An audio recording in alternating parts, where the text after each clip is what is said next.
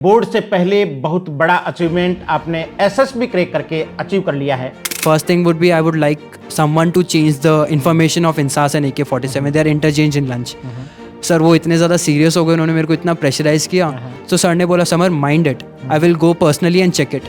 15 OLQs हम सब जानते हैं, but according to me sir the most important OLQ is courage. Family का बीइंग अ सिंगल चाइल्ड भी, अगर मैं आर्मी में जाना और मुझे परमिशन की बात है तो परमिशन मुझे कभी मांगनी नहीं पड़ी, क्योंकि मेरी फैमिली ने हमेशा मुझे बैकअप किया है कि हाँ जाना है तो आर्मी में जाना है, सर्व करना है तो नेशन को करना है, डिफेंस लाइन ज्वाइन करनी है। जो कि मैं तो क्या हुआ डिफेंस ऑफिसर हैं, तो ऑब्वियसली वो तो दिमाग के अंदर सेट है ही, और मैं करूँगा उस काम को, क्या फ़र्क पड़ता है तो नेशन के लिए ही।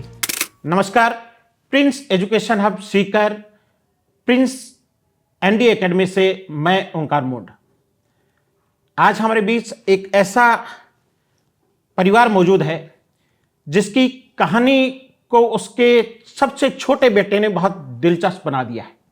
हालांकि इस परिवार की कहानी पहले से ही बहुत रोचक थी। 3 पीढ़ियां भारतीय सेना में सेवाएं दे चुकी थी, लेकिन चौथी पीढ़ी के बेटे ने सेना में अफसर की भूमिका अदा करने के अपने दृढ़ निश्चय को हकीकत में तब्दील कर लिया है। आइए इस परिवार की कहानी जाने उससे पहले परिचय आपसे करवाता हूं। आप झोटवाड़ा जयपुर का शेखावत परिवार है। हमारे साथ मौजूद हैं सम्माननीय जसवंत सिंह जी, आपके बेटे अजय सिंह जी, बेटा समर प्रताप सिंह और समर प्रताप सिंह की दादी जी हमारे बीच मौजूद हैं। कई बार कहते हैं कि किसी व्यक्ति का व्यक्तित्व है उसके नाम में छुपा हुआ रहता है। समर प्रताप सिंह का नाम जब समर घर वालों ने रखा, पंडित जी ने नहीं रखा था, तो उस समय ये नहीं सोचा था कि ये वास्तव में समर में यानी युद्ध में जाएगा, भारतीय सेना का गौरव बनकर। लेकिन आज मुझे ये बताते हुए खुशी है कि समर प्रताप सिंह प्रिंस सैनिक स्कूल में पढ़ करके एसएसबी क्रैक करके भावी लेफ्टिनेंट बनने की तैयारी कर चुका है। एनडीए खड़गवासला से फाइनल कॉल आ चुकी है, जुलाई में आप वहां पहुंच जाएंगे। 3 साल की ट्रेनिंग के बाद भारतीय सेना को एक लेफ्टिनेंट के रूप में ज्वाइन करेंगे। तो सबसे पहले तो समर, आपको, आपके दादाजी, दादी जी और पिताजी यहाँ मौजूद हैं, पूरे परिवार को, संपूर्ण प्रिंस परिवार की ओर से बहुत बहुत बधाइयां और शुभकामनाएं। Thank you sir. तो समर, सेना में लेफ्टिनेंट बनने का सपना आपके ग्रेट ग्रैंडफादर यानी परदादा जी आर्मी में थे, ब्रिटिश आर्मी में वो रहे, आपके ग्रैंडफादर आर्मी में रहे, हवलदार की पोस्ट से रिटायर हुए, और आपके फादर भी आर्मी में रहे, यानी 3 पीढ़ियां आर्मी में। ये विरासत में आप एक तरह से आपको मिला, और आप इकलौते बेटे हैं, इसके बावजूद भी आपका सपना आर्मी में जाने का रहा और आपके परिजनों ने इसकी अनुमति दी। इसके पीछे की क्या कहानी है? सर कह सकते हैं कि आर्मी में जाना is like a gene in our generation, complete generation, even in me and the upcoming generation also. ये आपके खून में है, Yes, ये sir. आपके डीएनए में है सर।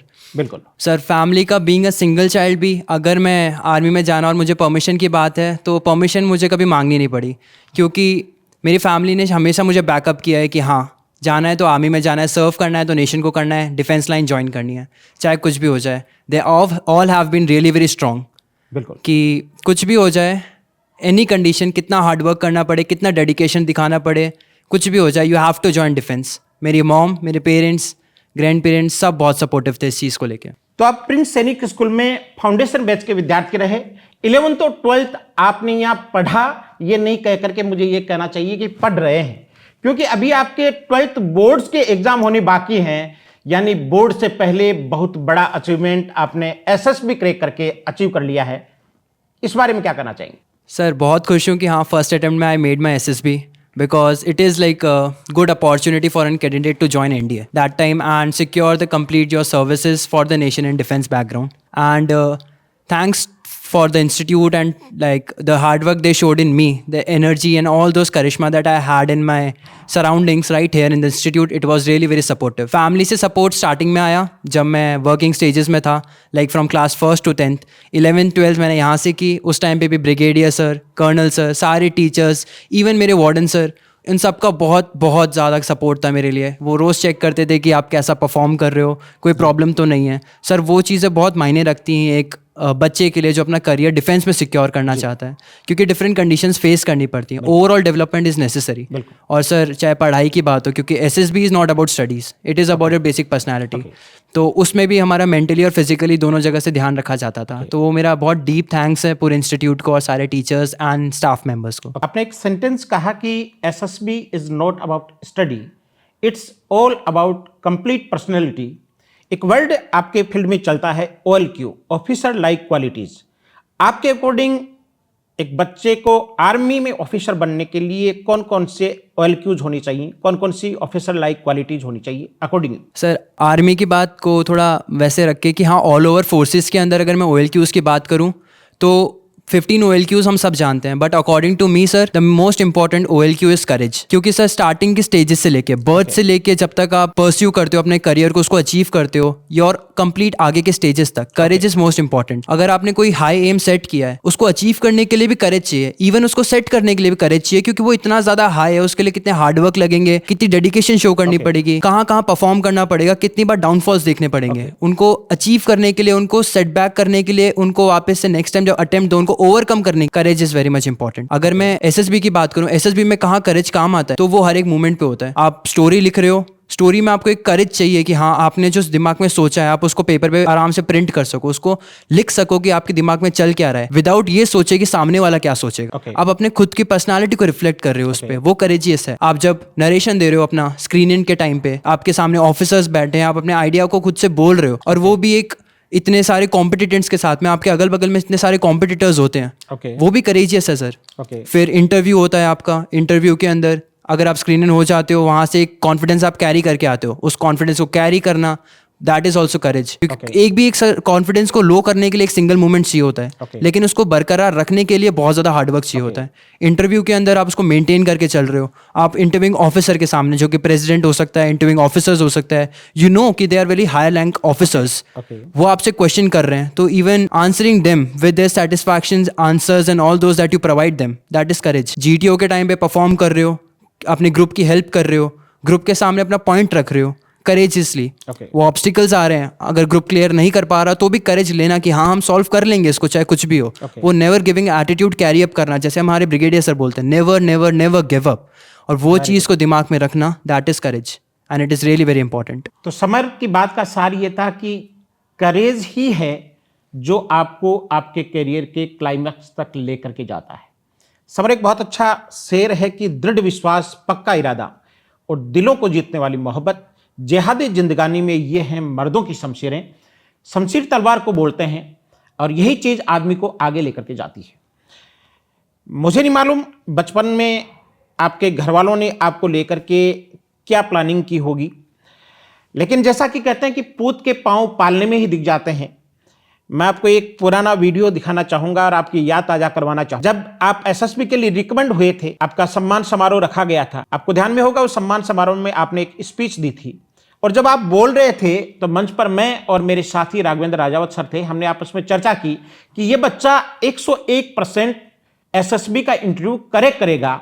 वो वीडियो मैं अभी आपको दिखाऊंगा और आपने वो कर दिखाया, क्योंकि उस समय ही आपका जो कॉन्फिडेंस था वो इस लेवल का था, आपके स्पीच से हर वो बात झलक रही थी। तो एक बार उस वीडियो की आप झलक देखें, उसके बाद हम आगे बढ़ते हैं। तो अब मैं आप तक पहुंचना चाहूंगा। आप समर के दादी सा हैं और इस उम्र में भी इतने आप खुश लग रहे हैं। मैं मारवाड़ी में बात कर लूं आपको? हाँ, तो उम्र कितनी होगी आपकी? 65 साल। 65 साल की उम्र में भी पूरा स्वस्थ हो, और अब आपके ससुर जी आर्मी में, हाँ सर, आपके पतिदेव आर्मी में, आर्मी सर, आपके बेटा भी आर्मी में, आर्मी, हाँ सर, और आप पोथो यानी चौथी पीढ़ी आर्मी का माइन है। हाँ, कितनी खुशी हो रही है? बहुत खुशी हो रही है सर। बहुत खुशी हो रही है। हाँ सर। तो बचपन में कोई पंडित ने बताया हो कि वो आर्मी में अफसर बन सी? हाँ सर, यहीं बैठे कोई हमारा अपन बैठे जैसे बैठे कोई, हाँ। बैठे कि पोतो है जो थारो क्यों क्यों बेल्ट की सर्विस करेगा। अच्छा, बेल्ट की सर्विस करेगा। अब देखो घर में अफसर बन जाए ना, 65 साल की उम्र में अनपढ़ दादी जी भी बेल्ट की सर्विस के बारे में जानबा लग जाए। देखो समर के बारे में तो अगर कोई पंडित नहीं भी बता तो नहीं, एक हाथ में अगर अफसर बनवा की लकीर नहीं भी होती तो आपका हाथ से लकीर बना ले तो, लेकिन वो अफसर पक्को बन तो, बन गया सर। क्योंकि एक लाइन है कि हाथों की लकीरों में क्या ढूंढते हो दोस्तों, तकदीर तो उनकी भी होती है जिनके हाथ में होते। समर जैसा दृढ़ इच्छा शक्ति का बच्चा जिस परिवार में हो वो परिवार सौभाग्यशाली होता है। तो थे बड़ा भागाड़ हो गांव में क्या करे ना। हाँ सही है कि बात ये कहना चाहती हूँ मैं तो क्या आपका दादोसा का नाम रख दिया ये। अच्छा, हाँ सर। मन ये लगे कि एक दादोसा के पिताजी यानी समर का परदादा जी आर्मी में, लेकिन अफसर को नहीं है। अफसर ए, आप भी आर्मी में, लेकिन अफसर को नहीं बनिया है। सर। और आके बेटा भी आर्मी में, लेकिन अफसर को नहीं बनिया है। सर। न मन लगे कि आके ये मन में ही ए आपकी जिंदगी में अफसरान सैल्यूट करता। हाँ, कि ना कि पोता चाहिए नहीं कि देख हमारे परिवार का कोई आदमी ने भी आर्मी में सैल्यूट हाँ, किया। तो मैं अब समर के दादाजी तक पहुंचना चाहूंगा, आप क्या कहना चाहिए? मेरे भी सर यही सपने थे जी, कि कोई परिवार में बने तो अपने परिवार में अधिकारी बने, अधिकारी बने आर्मी में। आर्मी में। हाँ, तो इस बच्चे को मैंने पहले झुंझुनू डाला। हम्म, झुंझुनू स्कूल अच्छी स्कूल थी, हम्म, और उसमें छोटा ही बच्चा था, चौथी पाँचवीं में पढ़ता था, तो 11-11 बजे तक पढ़ाई होती थी। जनरल नॉलेज बहुत तगड़ा था, पर वहाँ रहने की और खाने की व्यवस्था थोड़ी ठीक नहीं थी। फिर मैं वहाँ से बच्चे को निकला वापस सेंट्रल असम में डाला, जयपुर। जयपुर। जी। फिर वहाँ भी बच्चे ज़्यादा थे तो वहाँ से भी निकाल लिया। वो यहाँ तो पढ़ाई नहीं होगी। फिर संस्कार में डाला, संस्कार से भी निकाला। फिर टोलर के अंदर मेरे को पसंद आया, टोलर में डाला इसको 10वीं तक। फिर 10वीं के बाद मेरी इच्छा जागी कि मैं एनडीए में कोई निकल जाए तो इसकी कोशिश करें। तो सीकर आया, झुंझुनू भी गया, सीकर भी गया, 5-6 स्कूलों में ट्राई भी करी। तो मेरे को प्रिंस स्कूल ही पसंद आई जी। खाना पीना रहना खाना बंदोबस्त बहुत अच्छा है। क्योंकि यहाँ सारे के सारे आप वाली लाइन के लोग हैं, ब्रिगेडियर हैं, कर्नल हैं, तो आपको यूँ आर्मी वाले वो दिन याद हो गए होंगे कि बिल्कुल ये डिसिप्लिन में रहेगा। अनुशासन है जी जब ब्रिगेडियर साहब है, पूरा स्टाफ है, अनुशासन बहुत अच्छा लगा मेरे को। जी जी। शिक्षक के ये टीचर हैं, जी। उनसे भी मैंने बात करी, बिल्कुल बिल्कुल। बहुत अच्छा प्रेम से बात हुई। खाना भी उन्होंने खिलाया कि खाना देखो हमारा, जब भी आता जब वो खाने के लिए पहले पूछते थे। तो व्यवहार है जो सबसे बड़ा है, बहुत बड़ी बात। बच्चे का रहने का, जी। बच्चे का खाने का, सब व्यवहार वो सबसे अच्छा है। तो मेरे को प्रिंस ही पसंद आई, मेरे को यहाँ बच्चा कामयाब हो सकता है, जी इसलिए मैंने फिर प्रिंस में बिल्कुल। 11वीं 12वीं में यहाँ डाला। जी जी। तो मुझे एक चीज़ बताइए, ये अपने मम्मी पापा का अकेला बेटा है, और अकेले बेटे को तो लोग घर से बाहर रखना पसंद नहीं, सामान्य जॉब नहीं करवाते हैं। आपने अकेले बच्चे को सेना में भेजने की कैसे सोची? लोग डराते हैं कि अकेला बच्चा है। जी। हम सभी रहे हैं फौज में, आर्मी में रहे हैं, तो वो कोई डर वाली बात नहीं है। जी जी। इसलिए हमने इस बच्चे को ये इसी में फिट हो। देशभक्ति आपके पूरे परिवार में कूट कूट करके भरी है। देशभक्ति के लिए बस वो 4 लाइनें हैं कि भरा नहीं जो भावों से बहती जिसमें रसधार नहीं, हृदय नहीं वो पत्थर है जिसमें स्वदेश का प्यार नहीं। अकेला बच्चा है लेकिन फिर भी भेजेंगे तो भारतीय सेना में ही, ताकि सरहद पर सीना तान करके इस देश की आन बान और शान की हिफाजत हमारा पोता कर सके। तो अब मैं समर के पिताजी अजय सिंह जी तक पहुंचना चाहूंगा। अजय सिंह जी, समर के बचपन की कुछ वो बात बताइए जिससे आपको ये लगता था कि ये बच्चा कुछ बड़ा करे। सर शुरू से ही ये बहुत चंचल था जी। बहुत ही मतलब ऐसे एक्टिव रहने वाला लड़का था। सोचा कभी नहीं था कि मैं इसको आर्मी में भेजूंगा। एक ही आपके था। घर में हमेशा डिसिप्लिन का माहौल रहा है। अभी समर मुझे बता रहा था कि मेरे दादाजी सुबह 3:30 बजे उठ जाते हैं, 70 साल की उम्र में सुबह 3:30 बजे उठ जाते हैं और 6 बजे तो अपनी मॉर्निंग वॉक करके वापस घर आ जाते हैं। तो इतने हार्ड डिसिप्लिन में ये बच्चा पला बढ़ा, कभी ये यूं नहीं रहा कि नहीं ये डिसिप्लिन? नहीं सर, कभी भी इसके साथ ऐसा कुछ नहीं था जी। कोई प्रेशर नहीं था, ऐसा कुछ नहीं था। एक इसका खुद का इंटरेस्ट था जी। कि मेरे पिताजी वगैरह सब आर्मी में गए हैं तो मैं भी आर्मी में ही जाऊंगा। शुरू से इसका एम यही रह के चला। हमने इसको बहुत बोला ठीक है आईटी कर ले, कुछ और कर ले, बोले नहीं मेरे को जाना डिफेंस में। तो हमने भी चलो ठीक है शुरू से इसको सपोर्ट किया कि ठीक है चल तू आर्मी में चले जा। तो वो एक शुरू से इसका लगाव था एक उस चीज़ से। वो लगाव चाहे इसको एक पुश्तैनी मान लो, खानदानी मान लो, कैसे था जो शुरू से रहा है, और आज ये अपनी सफलता लेके भी आया है। जी। तो इससे बड़ी खुशी मेरे लिए तो कुछ नहीं होगी। ठीक है, एक है, जी ठीक है, पर है तो अपना ही है। जी जी। तो मैं वापस समर तक लौटना चाहूंगा। समर, आपके घर की खूंटियों पर भारतीय सेना की वर्दी आपके जन्म से पहले से टंग दी आई है। वो वर्दी जब खूंटी पर टंगी हुई होती थी, आप बचपन में उसे देखते थे, तो उस वर्दी ने आपको कितना प्रेरित? सर कोई भी स्टेज ले लो, चाहे वो मॉर्निंग में उठने से लेके रात तक का टाइम, सोने से पहले तक का था, ओके। वो पूरे टाइम वो ड्रेस थी वो सामने रहती थी। सुबह उठता नहीं था उससे पहले मैं अपने पापा को देख लेता, he is polishing his shoes, और वो जाने के लिए रेडी थे कि हाँ बस जा रहा हूँ। और मैं देखता था कि इतना जल्दी, क्योंकि सर मैं छोटा था उस टाइम पे, मेरे को नहीं पता था कि रूटीन्स इतने फिक्स होते हैं। तो मेरा था कि हाँ अब मैं भी रोज़ जल्दी उठूंगा, मैं भी ये सब करूंगा। तो वहाँ से एक मोटिवेशन आया फिट रहने का। दूसरा मोटिवेशन पापा का डिसिप्लिन, क्योंकि वो स्टार्टिंग में मैं पापा के साथ कैंट में रहता था, फर्स्ट सेकंड ग्रेड की बात है। तो उस टाइम पे पापा का डिसिप्लिन, फिक्स टाइम पे आना, 1:30 आ जाते थे घर पे लंच करने के लिए, तो मैं रेडी बैठा रहता था, हाँ पापा के साथ लंच करूंगा। पापा अपनी ड्रेस को एकदम क्लीन रखते थे, सारी चीज़ें एट द फिक्स पोजिशन, तो वो डिसिप्लिन वाली चीज़ अंदर आई। फिर सर जब पापा की यूनिफॉर्म से टंगी रहती थी, शूज़ रहते थे, तो उनको देख के कभी कभी पहनने का ट्राई भी किया था। अच्छा, हाँ सर, बचपन में पापा की ड्रेस पहन करके देखते। Very good, very good, very good. Sir वो हमेशा से रहा था कि हाँ बस ये चीज़ पसंद आ गई, ये होनी चाहिए, खुद मेरी ड्रेस भी यही होनी चाहिए। ओके। कभी सर कोई और डायरेक्शन नहीं रही कि पुलिस या फिर कुछ और, नहीं sir, army, army and only army, और कोई डायरेक्शन नहीं। Even I would put forward navy and air force, but I would serve the same. अगर मैं वहाँ पे भी जाता हूँ तो मैं उतनी डेडिकेशन से सर्व करूँगा। बट सर एक वो प्रॉपर अटैचमेंट होता है ना आर्मी से, वो स्टार्टिंग से ही आया।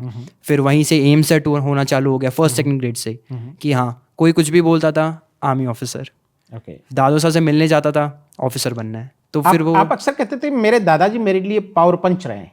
Yes sir, surely sir. Power punch इसलिए क्योंकि वो बोलते हैं ना कि हर एक कोई इंसान आपकी लाइफ में डिफरेंट रोल प्ले करता है। मेरे दादू साहब का रोल मेरी लाइफ में आई गेस सबसे बड़ा है, सबसे ज़्यादा है।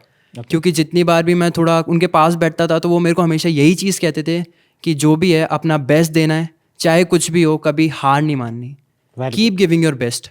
अगर आपको ये फील नहीं हो रहा ना कि आपने वो गोल अचीव नहीं किया है, तब तक रुको मत, करते रहो, काम करते रहो, हार्डवर्क करते रहो। कभी ये दिमाग में मत लाओ कि हाँ बहुत हो गया। अभी मैं रिकमेंड होके यहाँ पे आया तो भी उन्होंने ये नहीं बोला कि हाँ ठीक है रेस्ट कर लो। उन्होंने बोला आगे अभी बहुत कुछ अचीव करना है, बहुत सारे टेस्ट देने हैं, रैंक्स पुश करनी है, नेशन को सर्व करना है। दादाजी हमेशा कहते रहे कि the woods are lovely dark and deep. Actually आपके परिवार ने ब्रिटिश सेना से लेकर के भारतीय सेना तक का सफर तय किया है, और उस परिवार की चौथी पीढ़ी अपने कंधों पर पहली ही बार में 2-2 सितारे लगाएगी, यानी लेफ्टिनेंट बनेगी। बचपन में आप अपने पापा की ड्रेस पहन करके खुद को देखा करते थे कि कभी ये ड्रेस मैं भी पहनूंगा। ये चीज़ अब भावुक नहीं करती कि पापा की ड्रेस में कंधे पर सितारे नहीं थे, आपकी ड्रेस में कंधे पर सितारे हों? ये चीज़ भावुक करती है कभी? सर भावुक पॉजिटिवली करती है। I never thought something else, but ये था कि हाँ my dress is more beautiful, it is still the same dress, but the shineness and the beautiful part of the dress it has added more. अब ज़्यादा सुंदर हो गई है, और वही रहेगी सर, काम तो वही है, चाहे एक ऑफिसर हो चाहे एक सोल्जर हो। बट प्राउड मोमेंट है मेरी फैमिली के लिए, मेरे पापा के लिए, कि हाँ his son has become better than everyone else in the field of defence. Her field के अपने डूज एंड डोंट्स होते हैं। Yes sir. आपके हिसाब से जो एनडीए में जाने के इच्छुक बच्चे हैं उनके लिए डूज एंड डोंट्स क्या है? सर डूज बताऊं तो discipline is the most necessary, और courage, as I said before. Sir courage जब तक नहीं आएगा तब तक आप खुद को हैबिट में नहीं डाल सकते। और डिसिप्लिन शुड बी रेगुलर।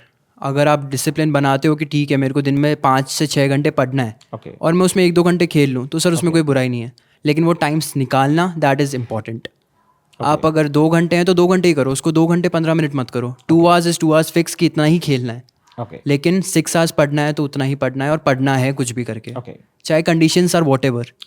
आपको कहीं बाहर जाना है, it's okay, you can skip that because it's not necessary at that point, क्योंकि आपने एम सेट किया है तो सेट किया है अचीव करने के लिए ऑब्वियसली, और उस जब तक वो अचीव नहीं होगा till then you can not sit down.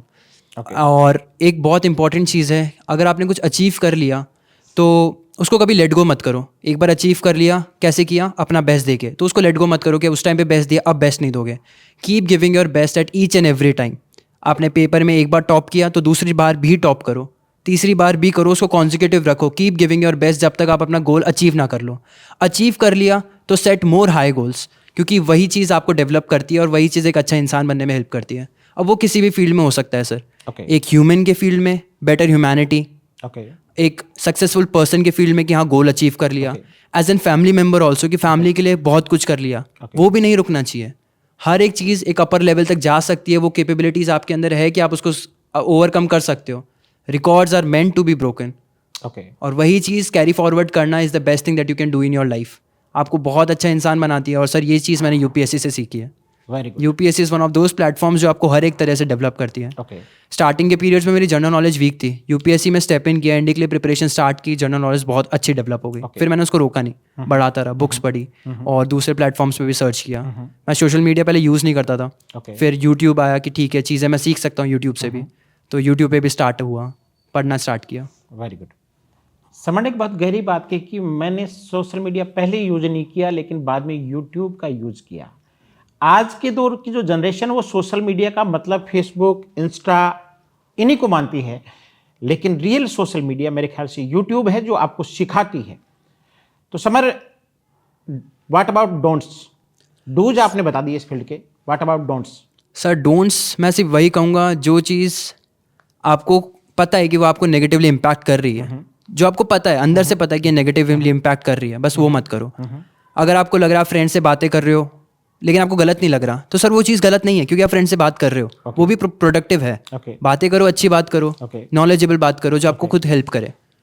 Don'ts does not have too many setbacks और लिमिट्स। डोंट्स बस वही है जो आपको अंदर से पता है कि हाँ यार ये चीज़ गलत है, आप फिर भी कर रहे हो तो वो चीज़ सही में गलत हो जाती है, उसको मत करो।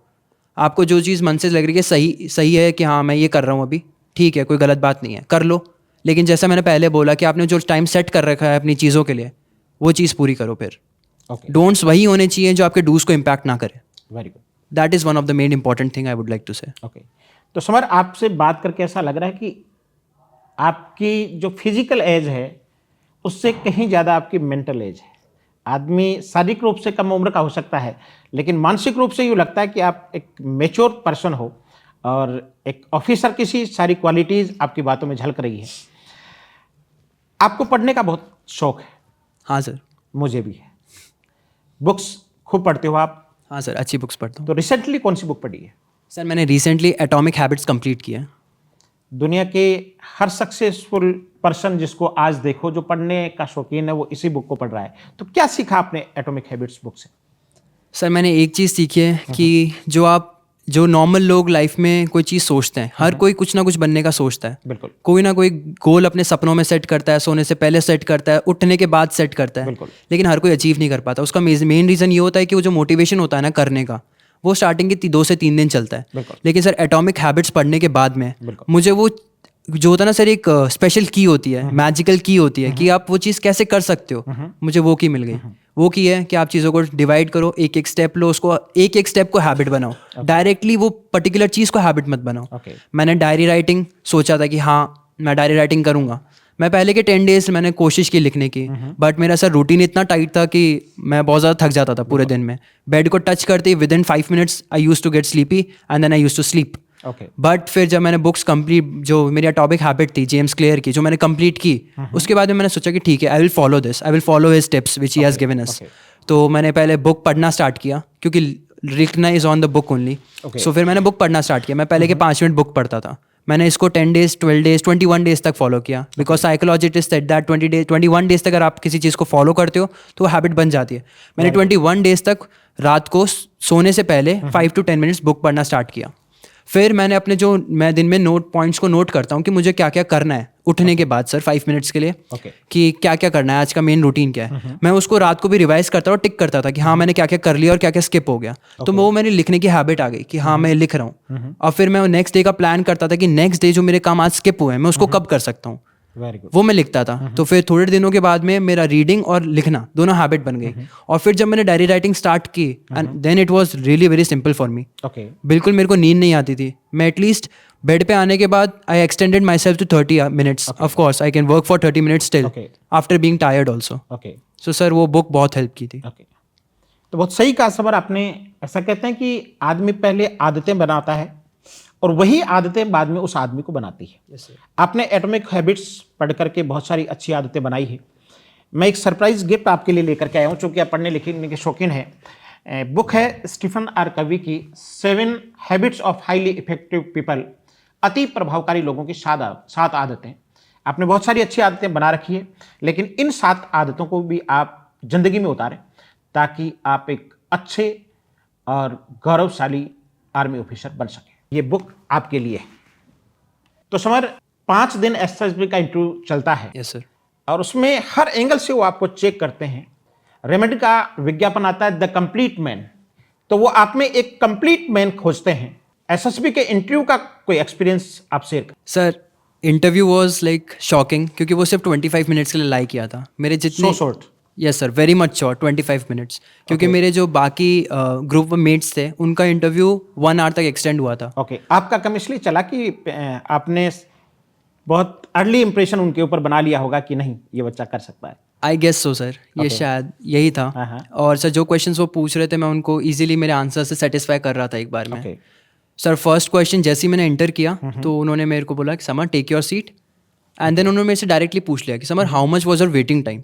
ओके। क्योंकि सर जब मैं रूम में आया था वेटिंग रूम के अंदर, तो I was not the single person waiting, वहाँ पे ऑलरेडी एक और इंसान बैठा था। हम 2 रूम साथ में, 2 बच्चे साथ में वेट कर रहे थे और एक बच्चे का इंटरव्यू ऑलरेडी चल रहा था। ओके।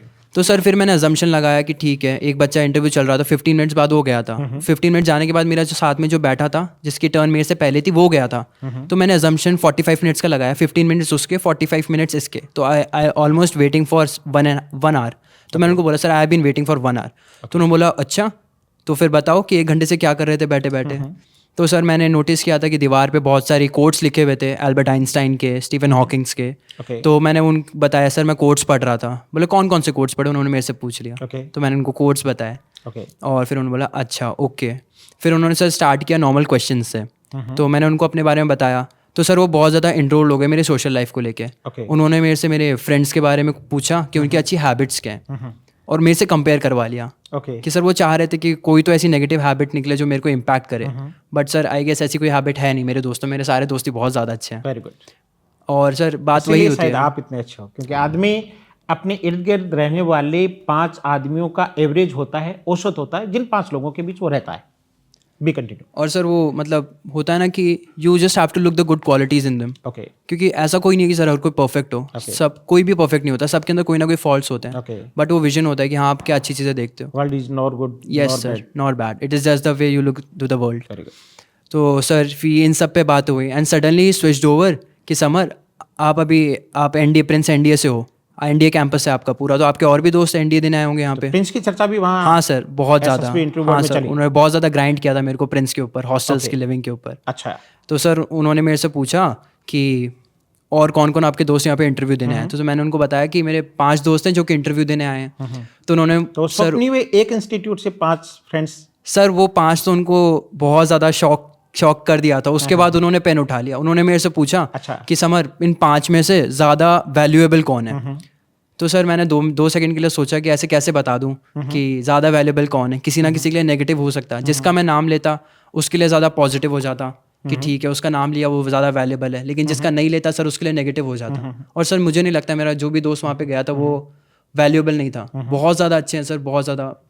तो फिर मैंने थोड़ा शार्प प्ले किया, मैंने बोला sir all of them have really great quality and I have heard from my all assessors and my friends that you people don't look around for quantity, you just need the quality, and you don't have any set limit, you can take as many people as you want. Okay. And I believe most of my friends, they are really very good, and I know they will make their SSB in their very first attempt along with me. तो sir वो थोड़े satisfy हो गए, उन्होंने pen drop कर दिया। I was like okay, finally I just altered this question. Okay. Sir फिर एक अच्छा क्वेश्चन उन्होंने वापस पुट किया था कि समर व्हाट अबाउट अब the career option against NDA, अगर एनडीए नहीं होता तो क्या करोगे। ये क्वेश्चन मेरा भी आपसे। हाँ सर। तो अगर समर एनडीए में नहीं जाता तो क्या करता? सर समर एनडीए के अलावा किसी चीज़ के लिए नहीं बना, डिफेंस के अलावा किसी चीज़ के लिए नहीं बना। समर शेष है और सिर्फ एनडीए के लिए। सिर्फ एनडीए के लिए सर, सिर्फ डिफेंस के लिए। तो सर मैंने भी उनको यही आंसर किया कि सर डिफेंस के अलावा I won't switch over to any other career option, मैं सिर्फ जाऊँगा और डिफेंस में जाऊँगा। एक बार हुआ, फिर वापस से उन्होंने मेरे फैमिली फ्रेंड पे क्वेश्चन पुट किए। ओके। फिर दूसरी बार उन्होंने यही क्वेश्चन पूछा कि समर ठीक है, आप एनडीए नहीं हुआ तो क्या करोगे? मैंने बोला सर मैं फिर से ट्राई करूँगा, मेरे पास और भी एंट्रीज हैं डिफेंस में जाने के लिए, मैं वो ट्राई करूँगा। तो फिर उन्होंने बोला अच्छा ठीक लेकिन है, जाऊंगा वहीं सर। तो फिर उन्होंने फिर दीवार से के उस पार तो जाऊंगा, चाहे दीवार कूदना पड़े, चाहे साइड- दीवार में दरवाजा बनाना पड़े, कुछ भी और ये करना दोनों पड़े। भी नहीं हुआ तो चाहे दीवार तोड़नी पड़े, लेकिन समर उस पार जाएगा। हाँ सर, समर डिफेंस में जाएगा, ये पहले से सेट करके गया था सर, बचपन से ही सेट है दिमाग में। थोड़े और क्वेश्चंस, तीसरी बार सेम क्वेश्चन, तो उन्होंने इस बार और ज़्यादा स्ट्रेस कर दिया कि समर आप मेडिकल आउट हो गए, अब तो आप डिफेंस ज्वाइन ही नहीं कर सकते। तो सर मैं तो मेडिकल टेस्ट करवा के आया था, मैंने उनको साफ बोल दिया कि sir I M medically fit, I have already gone through my medical process and I am completely fit for army. तो उन्होंने बोला अच्छा ओके। फिर जाते जाते मेरे को एंड होने वाला था इंटरव्यू, उन्होंने फिर से पूछ लिया कि समर हो ही नहीं सकता डिफेंस में, कुछ भी कर लो आप, नहीं होगा, आप मेरे को कोई और करियर ऑप्शन बताओ। तो सर फिर मैंने थोड़ा पॉज लिया और खुद के बीनीत, मतलब होता ना सर का अंदर से इंस्टिंक्ट आता है, तो मैंने उनको उसी टाइम पे वो इंस्टिंक्ट बोल दिया कि sir I believe in my self, I have only plan for my success not my failures, I have only plan for my success. और मैंने उनको वो आंसर किया and I think he was really very satisfied. फिर मैंने complete भी इस answer को करके कर दिया कि I believe in my self and I will make my first attempt only. Okay तो सर वो सेटिस्फाई हो गए। ओके। एक और एक्सपीरियंस था सर जो कि बहुत ज़्यादा एक्साइटिंग था मेरे लिए। उन्होंने मेरे फैमिली के ऊपर मेरे को ग्राइंड कर रहे थे, तो उस टाइम पे उन्होंने मेरे से पूछा कि समर वो tell me like you are the single child of your parents, okay. Then आपके पेरेंट्स ने आपको डाल दिया या फिर तो आप मिसचीफियस हो गए कि आपके पेरेंट्स ने आपको हॉस्टल में डाल दिया और एनडीए करवा रहे हैं ताकि आप सुधर जाओ थोड़े। सर फिर मैंने उनको बोला कि नहीं सर ऐसा नहीं है, मेरी फैमिली का कंप्लीट आर्मी बैकग्राउंड रहा है, I am the 4th generation following, okay. तो वो जीन्स के अंदर इनरोल्ड हो चुका है वेरी मच, ओके। और मेरे को डिफेंस ज्वाइन ही करना था। और रही बात फैमिली की, तो sir my mom, parents, everyone they are really very strong. वो चाहते हैं कि मैं सिर्फ डिफेंस में जाऊँ, वो खुद आगे से चाहते हैं कि मैं डिफेंस में जाऊँ, और वही चीज़ शायद उनको रिफ्लेक्ट हो गई सर मेरे डेडिकेशन के अंदर। ओके। क्योंकि जितनी बार उन्होंने मेरे से क्वेश्चन पूछा, मेरे आंसर्स सारे, जैसा मेंटालिटी होती है सर वैसे आंसर्स निकलते हैं, ओके। और वो सारे आंसर्स मेरे डिफेंस ओरिएंटेड थे। उन्होंने सिचुएशन रिएक्शन टेस्ट मेरे से 2 सिचुएशंस पूछी थी कि if you are regarded as the defence officer okay. And you are given some duty, आपके ऑफिसर्स आपको मतलब कमांड दे रहे हैं कि आप ये करोगे, और वो टास्क बहुत ज़्यादा डिफिकल्ट है, आपको पता है कि आपकी लाइफ जोखिम में है, तो फिर आप क्या करोगे? तो मैंने बोला सर जोखिम है तो क्या हुआ, डिफेंस ऑफिसर हैं तो ऑब्वियसली वो तो दिमाग के अंदर सेट है ही, और मैं करूँगा उस काम को, क्या फ़र्क पड़ता है तो नेशन के लिए ही। आर्मी में ऊपर के ऑफिसर के ऑर्डर को फॉलो करना होता है, रिप्लाई नहीं देना फॉलो करो, अच्छी बात है, अच्छा आराम से फॉलो करो, और करना भी चाहिए, और मैं करता भी सर। बिल्कुल बिल्कुल। मैंने उनको यही आंसर किया कि sir I won't think of any other choice, Okay. I won't think of moving away from it, I will just do it Okay. With my willingness, क्योंकि मैं करना चाहता हूँ सर। अगर मेरे को कोई बोलेगा कि we have to serve at the border line right now, मैं खुश हूँ, मैं अभी चले जाऊँगा, Okay. मुझे कोई दिक्कत नहीं है। तो सर वो उन्होंने एक दूसरी एसआरटी उन्होंने पूछी थी कि if I give you the permission okay. कि आप डिफेंस के अंदर एक चेंजमेंट कर सकते हो सर, बिकॉज ये क्वेश्चन बहुत बड़ा है, डिफेंस के अंदर चेंजमेंट। बहुत बड़ा। तो सर मैंने बोला नो सर, बहुत ज़्यादा अच्छी है डिफेंस, बहुत सही सेटल्ड है, हर एक को अच्छे से ऑप्शन प्रोवाइड कर रही है, देश का अच्छे से ख्याल रख रही है। Okay. तो मेरे आइज़ के अंदर there is no scope that defence can be improved. Okay. Indian army is the best and will always remain the best. Okay. Alternates is not my hand sir, कि चेंजमेंट्स मेरे हाथ में नहीं है, I am young right now, मुझे अच्छे से इतना ज़्यादा डीप नहीं पता, वो हायर ऑफिशियल्स हैं जिनको पता होगा, और वो सर वो हर साल मेहनत कर रहे हैं डिफेंस को बेटर बनाने में, और बना भी रहे हैं। इसका मैंने आंसर आपसे तो वो किया। सवाल कर लिया, नरेंद्र मोदी जी जो सवाल भारत के सुरक्षा सलाहकार डोभाल साहब से हाँ सर, करते हैं। मुझे उस टाइम पे यही लगा, लिटरली मेरे को उन्होंने बोला डिफेंस के अंदर चेंजमेंट, क्या बात। तो सर वो मुझे जायज़ नहीं लगा कि मैं उस क्वेश्चन को आंसर कर सकूं, तो मैंने उनको एक शिफ्ट दे दिया कि हाँ सर जितना मेरे हाथ में होगा मैं खुद की तरफ से कंट्री को पूरा सर्व करूंगा, लेकिन as like naive person Okay. Who is currently appearing SSB मेरे लिए ठीक नहीं होगा कोई डिफेंस के रिलेटेड सजेशन देना। राइट नाउ मेरे लिए डिफेंस बेस्ट है, डिफेंस के अलावा और कोई चीज़ है ही नहीं सर बिल्कुल। जो इससे ज़्यादा बेटर हो किसी नेशन के लिए। और सर अगर पर्सनल इंटरव्यू जो उन्होंने मेरे से एक बहुत बोलते हैं ना सर माइंड स्ट्राइकिंग क्वेश्चन होता है, वो क्वेश्चन किया था कि I will give you my seat, president seat, what will be the first change that you would like to make. Sir मेरे सामने प्रेसिडेंट बैठे हैं, वो मेरे को पावर दे रहे हैं कि मैं क्या चेंज कर सकूँ एसएसबी इलाहाबाद के अंदर, तो वो बहुत बड़ी बात थी, लेकिन सर मैं उसके लिए प्रिपेयर्ड था। मेरे फर्स्ट डे के अंदर जब मैं स्क्रीनिंग हुआ था तो हम लंच करने गए थे, उस टाइम पे फिर मैंने देखा था कि वहाँ पे एक बॉक्स रखा हुआ था, बॉक्स के अंदर AK-47 और इंसास दोनों के लोगो थे, Okay. और नीचे इन्फॉर्मेशन लिखी हुई थी, लेकिन इन्फॉर्मेशन इंटरचेंज थी। ओके इंसास के नीचे AK-47 की इन्फॉर्मेशन थी और AK-47 के नीचे इंसास की इन्फॉर्मेशन थी। मैंने सर उसी टाइम पे सोचा था कि मैं अभी बता देता हूँ जब लंच कर रहा था, लेकिन सर फिर मैंने ढूंढा तो मेरे को वहाँ पे सिर्फ जो मेस के इंचार्ज थे वो मिले, मेरे को ऑफिशियल्स नहीं मिले। ओके और फिर वो दिन इतने ज़्यादा बिजी हो गए कि मैं उनको कंटेन नहीं कर पाया। फिर जब फाइनली इंटरव्यू में क्वेश्चन पूछा तो मैंने कहा मैं सर को ही बता देता हूँ। तो मैंने सर को बता दिया कि sir first thing would be I would like someone to change the information of INSAS and AK-47, they are interchange in lunch. Sir वो इतने ज़्यादा सीरियस हो गए, उन्होंने मेरे को इतना प्रेशराइज किया कि Samar are you correct, mind your words because it is really very big thing. Sir मुझे पता था, मैंने पढ़ा था, मैं बहुत मच श्योर था कि हाँ सर ये गलत लिखी हुई है। तो मैंने सर को बोला yes sir I am very much sure. तो सर ने बोला summer mind it, I will go personally and check it. तो मैंने सर को बोला yes sir you can and it is interchange. बोले okay I will go and I will tell you in the conference. Okay तो I was like okay sir. तो आप में गलतियां निकालने की वो सोच रहे थे और आप वहीं गलती निकाल आए। नहीं सर गलती नहीं है, वो शायद हो जाता है सर, या फिर सर हम इसको इस तरीके से ले सकते हैं कि वो चाहते थे कि कैंडिडेट्स को नोटिस करें। वेरी गुड, यही रहा होगा। सर सजेशंस मांगते हैं वो हर किसी से सजेशन, कॉन्फ्रेंस का main question any suggestion planning का हिस्सा हो सकता हाँ सर, तो वो प्लानिंग का हिस्सा था सर मैं कहूँ तो। और सर वो फिर कॉन्फ्रेंस वॉज शॉकिंग ऑब्वियसली। है। ओके मैं एंटर किया, मेरे से सिर्फ एक क्वेश्चन पूछा कि Samar what do you think, did you give your best? Okay मैंने बोला yes sir I give my best. Okay what are you expecting out of us? Okay मैंने बोला sir a fair response, okay nothing more than that. I want to check myself that I am made for defense or not. I want a fair response from your side. तो उन्होंने बोला okay, we'll give our fair response. All the very best for your results. Okay तो उन्होंने फिर मुझे जाने के लिए कहा, मैं बैठा था वहाँ पे एंड फाइनली कॉन्फ्रेंस के रिजल्ट अनाउंस हुए। तो सर वो बहुत हार्ट पंपिंग मोमेंट था, क्योंकि हम फ्रेंड्स तो सब थे सर, बहुत अच्छे दोस्त थे। 5 दिन बहुत होते हैं सर दोस्त बनाने के लिए, होता है। और बहुत अच्छे दोस्त बन गए थे। काफ़ी दोस्तों का वहाँ पे लास्ट अटेम्प्ट था और वो नहीं हो पाया, तो सर उनके लिए बुरा लगा था। अच्छा और फिर हमसे जब इंटरव्यूइंग ऑफिसर लास्ट टाइम मिलते हैं, जो आपके डॉक्यूमेंट्स पे आपसे साइन करवा रहे होते Okay. हैं रिकमेंडेड वालों से, तब उन्होंने हमसे क्वेश्चन पूछा था कि आप सब खुश हो?